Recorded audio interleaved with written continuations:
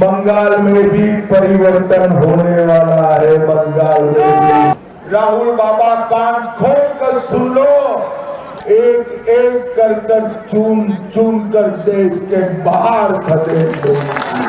भाइयों बहनों, जब से राहुल गांधी कांग्रेस के नेता बने हैं, सभी कांग्रेसियों का स्तर नीचे घटाने का काम। भाइयों बहनों, आज चुनाव का आखिरी दिन है। आप सभी लोग भारतीय जनता पार्टी के हमारे कृष्णेंदु जी को जिताने के लिए इकट्ठा हुए, मगर मैं आप सभी को कहता हूं कि कृष्णेंदु जी को वोट उनको एमएलए बनाने के लिए मत देना। कृष्णेंदु जी को वोट हेमंत बिस्वा शर्मा को फिर से मुख्यमंत्री बनाने के लिए मत देना।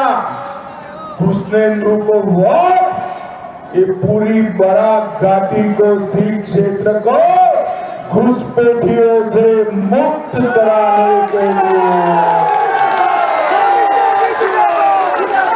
इस बार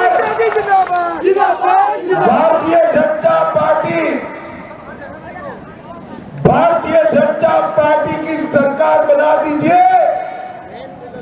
हमने घुसपैठियों को चिन्हित कर रखा है।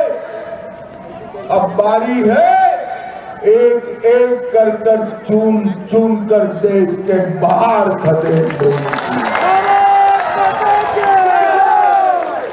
भाइयों बहनों, आपको तय करना है कि और भारतीय जनता पार्टी है जो करीमगंज का नाम बदलकर श्री भूमि करती है, और दूसरी ओर कांग्रेस पार्टी है जो घुसपैठियों के सहारे सत्ता हासिल करना चाहती है।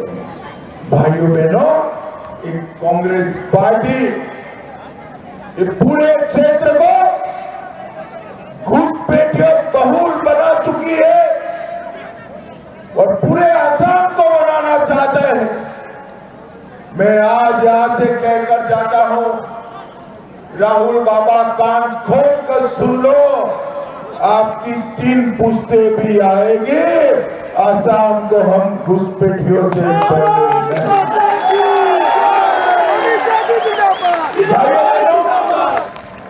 इस क्षेत्र में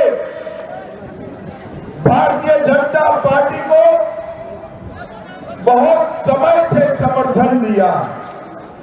91 में 10 में से 9 सीटें दी, मगर इस बार रिकॉर्ड तोड़ना है। सभी की सभी सीटें भारतीय जनता पार्टी की। श्री भूमि की 4 सीट भारतीय जनता पार्टी को देना है और बताना है, पूरी दुनिया को बताना है कि भूमि का नाम करीमगंज नहीं है, ये भूमि का नाम श्री भूमि है।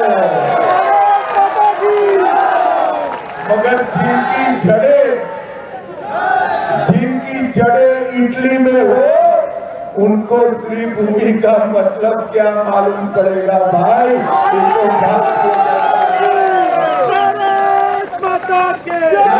मोदी जी ने सिलचर विश्वविद्यालय के अंदर, असम विश्वविद्यालय में सिलचर में असमिया विभाग की स्थापना करने का काम, और नरेंद्र मोदी जी ने बंगाली और असमिया को क्लासिकल लैंग्वेज, शास्त्रीय भाषा का दर्जा देने का काम नरेंद्र मोदी। भाइयों बहनों, हम सीएए की बात करते हैं तो कांग्रेस विरोध करती, वो कहती है सीएए नहीं करना चाहिए, क्योंकि इनको मालूम है कि सीएए होते ही घुसपैठियों को जाना पड़ेगा। भाई बहनों, एक कांग्रेस पार्टी ने बहुत षड्यंत्र के साथ इस पूरे क्षेत्र को घुसपैठिया बहुल क्षेत्र बनाने का काम किया। भाइयों बहनों, वोट बैंक की गंदी राजनीति कर उन्होंने 1950 के इमिग्रेंट्स एक्ट को समाप्त कर दिया। गोपीनाथ जी असम को बचाने के लिए 1950 में इमिग्रेंट्स एक्ट लेकर आए थे। कांग्रेस ने 83 में IMDT एक्ट पारित कर घुसपैठियों को यहां शरण देने का काम किया। वेटलैंड, चारगाह, हमारे जंगल, हमारी बराक घाटी पूरी धीरे धीरे घुसपैठियों से भरने लगी। धुबरी, बारपेटा, दरांग, मोरगांव, बोईगांव, नावगांव, गोलपाड़ा जैसे 7 जिले घुसपैठिए बहुल हो गए। मगर आज मैं इस भूमि में कहकर जाता हूं, बहुत हो गया। कांग्रेस को जो करना था वो कर दिया। अब नरेंद्र मोदी सरकार है, नरेंद्र मोदी।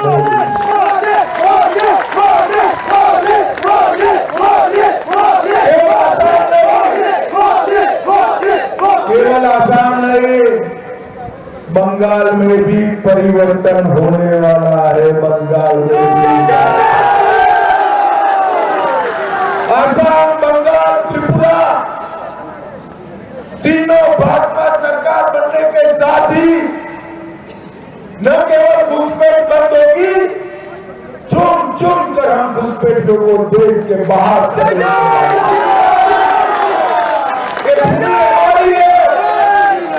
एक घुसपैठिया हमारे युवाओं की रोजगारी छीन रहा है, हमारे गरीबों के धान के अंदर, चावल के अंदर हिस्सेदारी ले रहा है, चाय बागान के मजदूरों की मजदूरी छीन रहा है। हम नहीं चाहते घुसपैठियों को देश के बाहर निकालने का काम ये भारतीय जनता पार्टी करेगी। भाइयों बहनों, हेमंत विश्व शर्मा जी ने 1,50,000 बीघा जमीन घुसपैठियों से मुक्त कराने का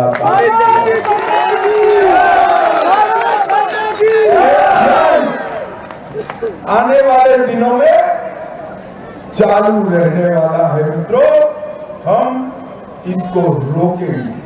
जाति, माटी और बेटी का संकल्प हम आगे करेंगे। भाइयों बहनों, कछार जिले के खासपुर की हमारी महान विरासत उपेक्षा के कारण खंडहर बनकर रह गए। 100 बीघा जमीन पर खासपुर की दिमासा कचारी विरासत को संरक्षित कर हम एक भव्य पर्यटन स्थल बनाने का काम कर रहे हैं। नरेंद्र मोदी जी ने डॉक्टर भूपेन हजारिका को भारत रत्न, मुझे बताओ श्री भूमि वालों, भूपेन दा को भारत रत्न देना चाहिए या नहीं देना चाहिए? जरा जोर से बोलो, देना चाहिए या नहीं देना? मोदी जी ने भूपेन दा को भारत रत्न दिया। कांग्रेस के अध्यक्ष कहते हैं गाने बजाने वालों को भारत रत्न दिया। अरे खड़गे जी, क्या हो गया है राहुल के साथ रहकर आपको? छोड़ लिया है तो भूपेन दा को गाना बजाने वाला कहते हैं। राहुल के संपर्क का इतना असर हो गया है, वो लाइव पे आ जाएगा। वो भारतीय संस्कृति के राजदूत है, हमारे कल्चर के राजदूत है।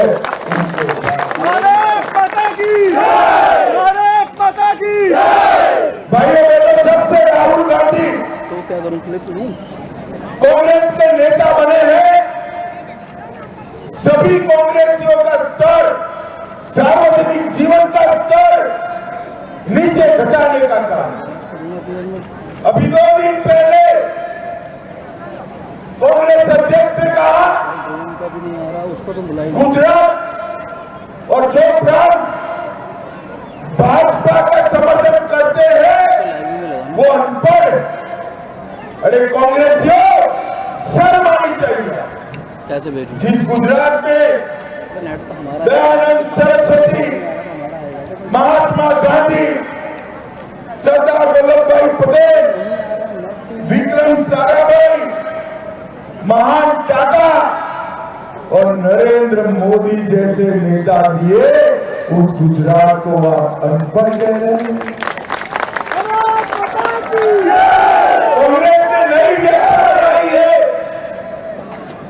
जो उनकी समर्थन करेगा वो ही लिटरेट है, बाकी सारे अनपढ़। कांग्रेस वालों, पूरे देश की जनता आपका राह देख रही है। एक बार चुनाव के मैदान में आइए, आपकी जमानतें जब्त होने वाली है। जमानतें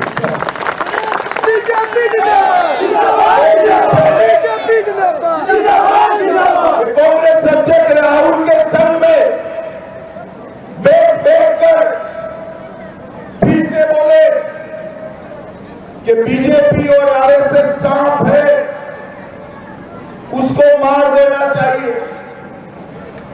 आरएसएस वालों को, बीजेपी वालों को मार देना चाहिए। अरे खड़गे साहब, मन पर चढ़कर देखिए, हजारों की संख्या में 50,000 लोग खड़े हैं।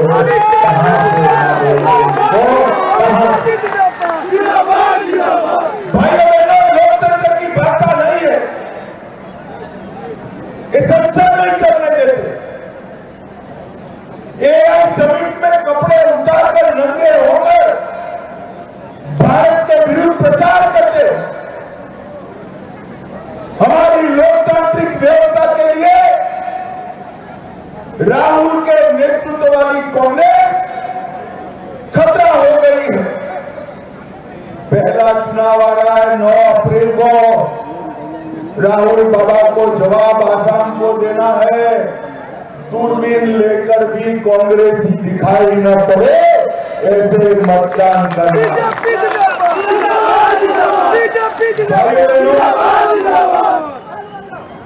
कांग्रेस हमेशा से बराक वैली के और आसाम के विरोध में रही है।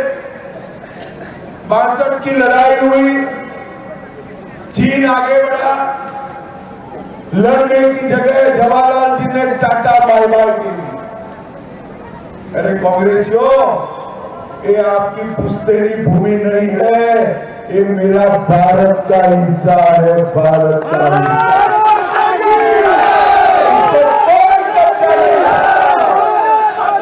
मैं आज कहकर जाता हूं, नरेंद्र मोदी जी के नेतृत्व में भारत की 1 इंच भूमि भी कोई नहीं हड़प सकता। 90 के साल से कांग्रेस ने यहां आतंकवाद फैलाकर रखा। बम धमाके, गोलीबारी, बम, हिंसा, आंदोलन, हजारों युवाओं गोली की भेंट चढ़ गए, पुलिस की गोली की भेंट। नरेंद्र मोदी जी आए, एक के बाद एक नॉर्थ ईस्ट में 19 समझौते किए। अकेले आसाम से 10,000 युवाओं ने हथियार डालकर मेन स्ट्रीम में। मैं आखिरी भूमि वालों को पूछना चाहता हूं, अब बम धमाके होते हैं भाई क्या? जोर से बोलो, होते हैं? गोलीबारी होती है? घुसपैठिया परेशान करता है क्या? नरेंद्र मोदी सरकार, हमने आसाम में शांति लाने का काम किया भाइयों बहनों, और आगे चलकर हम आसाम को देश के बाकी प्रदेशों जैसा विकसित प्रदेश बनाने जा रहे हैं। लाखों करोड़ का इन्वेस्टमेंट आ रहा है। बोगीबील जैसे 6 ब्रिज बने हैं, हजारों किलोमीटर नेशनल हाईवे बने हैं। और बराबरी वालों, मेरी बात ध्यान से सुनना, अगले 5 साल में हम आसाम को बाढ़ फ्री आसाम बनाने जा रहे हैं।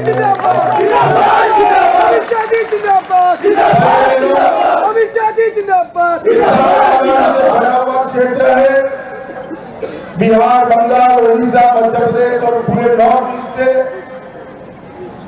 चाय बागान के श्रमिक आए हैं, अपना पसीना बहाकर मेहनत से चाय उद्योग को खड़ा किया। 2014 के पहले कांग्रेस के शासन में चाय बागान में श्रमिकों का वेतन 94, हमने बड़ा घाटी में 94 से बढ़ाकर 258 किया है और अगले 5 साल में इसको 500 रुपया तक ले जाने का काम भारतीय जनता पार्टी 3 और 4 में चाय बागान के 1000 युवाओं को नौकरी दिए। 80 गली दूध की पाठ योजना में 5000 रुपए की सहायता 6 लाख श्रमिकों को दी गई। 120 मॉडल स्कूल चाय बागान में आजादी के बाद पहली बार बने और 707 चाय बागानों के 3.5 लाख श्रमिकों को भूमि पट्टा देने की शुरुआत की।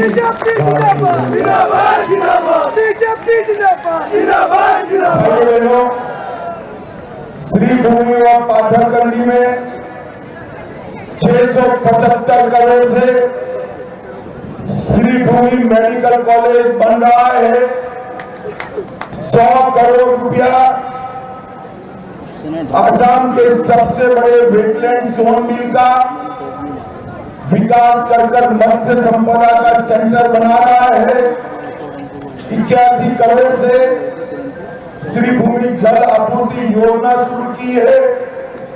23 करोड़ से करीमगंज सिविल अस्पताल में 100 बेड का चाइल्ड केंद्र बनाया गया है और हम greenfield road Siliguri, Selan, Silchar expressway बनाकर इस पूरे क्षेत्र को रोड से जोड़ने जा रहे हैं। भाइयों बहनों, सिलचर में आपको गुवाहाटी दूर पड़ता है ना? पड़ता है या नहीं पड़ता है? जरा जोर से बोलो, दूर पड़ता है ना? अब सचिवालय में काम हो तो गुवाहाटी नहीं जाना पड़ेगा। आसाम का सचिवालय बनाने का काम हम करने। श्री भूमि में एम्स का नया सेंटर भी बनाएंगे। गुवाहाटी अगरतला वाया सिलचर वंदे भारत ट्रेन चलाएंगे। डोलू में ग्रीनफील्ड हवाई अड्डे का विकास भी करेंगे और हर चाय बागान के श्रमिक को भूमि पट्टा देने का काम भी भारतीय जनता पार्टी करेगी। हर बहन को 3000 रुपया प्रति माह देंगे। किसानों को किसान सम्मान की निधि 9000 तक बढ़ाएंगे और आसाम की शांति को बरकरार। बहुत सारे कारण है भारतीय जनता पार्टी को वोट देने के। मोदी जी के नेतृत्व में भारतीय जनता पार्टी ने, हमारी मोदी सरकार ने, हमारे नेता नरेंद्र मोदी ने देश को सुरक्षित किया, देश को समृद्ध किया। मगर दूसरे कोई बात के कारण आपको वोट नहीं डालना चाहिए। आपको वोट डालना है घुसपैठिए को चुन चुन कर निकालने के लिए।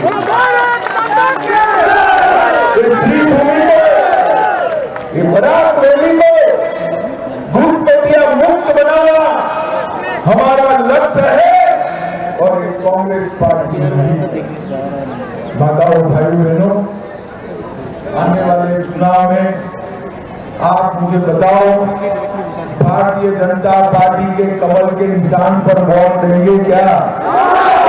अरे जोर से बोलो, अंत तक मैं समझ रहा हूँ भाई धूप है, मगर मुझे जवाब दीजिए, कमल के निशान पर वोट देंगे क्या? हमारे प्रत्याशी को प्रचंड बहुमत से जिताएंगे क्या? कमल के निशान पर बटन दबाएंगे क्या? देखो भाई, कमल के निशान पर बटन जरूर दबाना, मगर इस श्रीभूमि में बटन इतने गुस्से से दबाना कि बटन आप यहाँ दबाओ, दिल्ली तक करंट से घुसपैठिए भाग जाए।